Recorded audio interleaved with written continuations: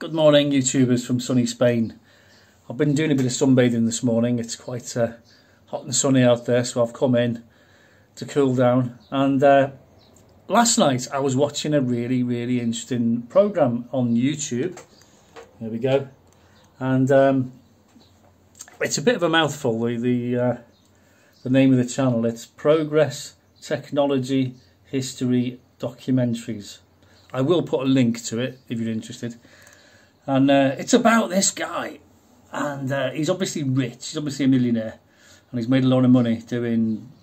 I think they said he made his money out of forklift trucks, and he runs an historical helicopter group, if you like. They have maintenance people, and they restore old historic helicopters. They get these helicopters from the Ministry of Defence. He's got a Wessex. I noticed he had a Westland Scout. Is it the Scout, the small one? Or the Wasp? The Wasp, that's it. And particularly caught my attention the Sea King, because as you know, I've been flying the Sea King recently in VR on my flight simulator. What a cracking helicopter! I love it, and obviously I've never flown a real one, but the simulator is the same. And it's it's not a difficult helicopter to fly, actually. I think it's really nice. And so this particular documentary was very interesting. Now this guy, obviously, he's got plenty of money. His wife's into horses, and they've both got helicopters, and they both fly helicopters. So the guy is seriously loaded. And these old helicopters, they can probably get them very cheaply off the Ministry of Defence. I don't know what kind of deals he had going, but basically they'll give them away to a good home if someone's going to restore them. I know of a load of Canberra bombers that had been sold to Argentina before the Falklands War, and they were all lined up at a place called Salisbury, which is to the east of Wharton in Lancashire, and they'd gone there for maintenance and repairs and things. And then the Falklands War kicked off, and because the Argentinian Air Force bombed our fleet, our task force, with our own Canberra bombers that they bought off us, they thought, well, no, you're not getting them back, because they had a whole row of them at Salisbury parked up. There must have been, I can't remember exactly, but there must have been about 10 of them, because we used to drive past Salisbury on the way to the parachute centre, and they sat there for years and years and years, and eventually they sold them all for £1 each.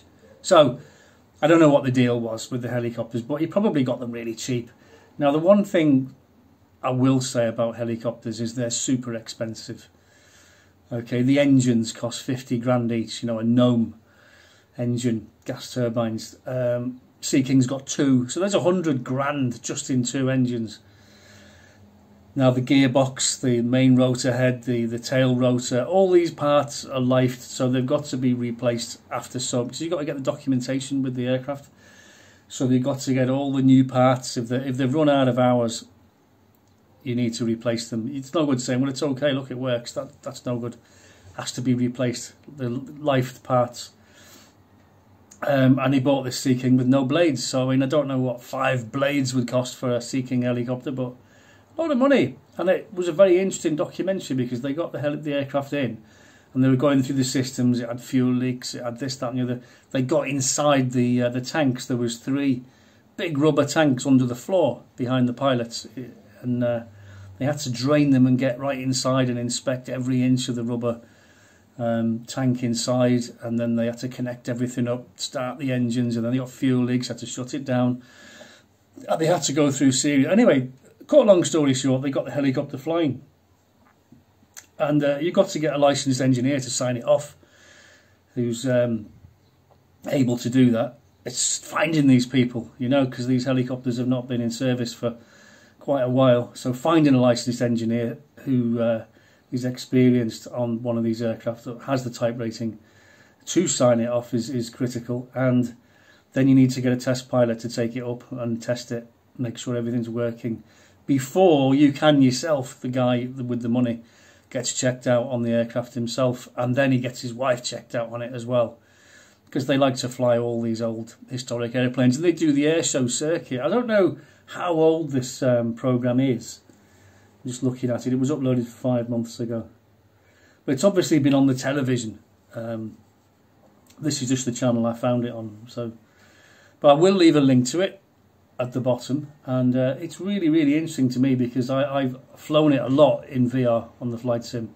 It's very straightforward, and I'm watching and hearing what they're saying, and it's all spot on.